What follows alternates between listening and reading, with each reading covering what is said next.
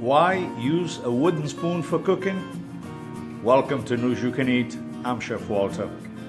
It's a typical question among the participants of my cooking school.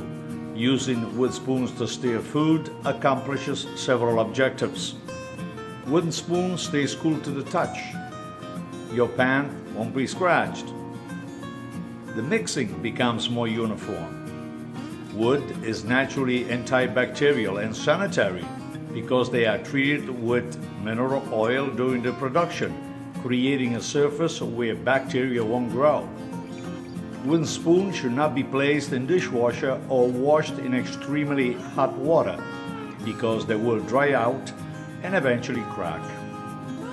Rub with mineral oil and keep them smooth for a lasting time.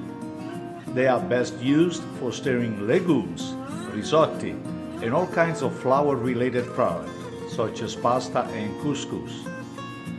And that is News You Can Eat for today. We'll see you next time. Ciao.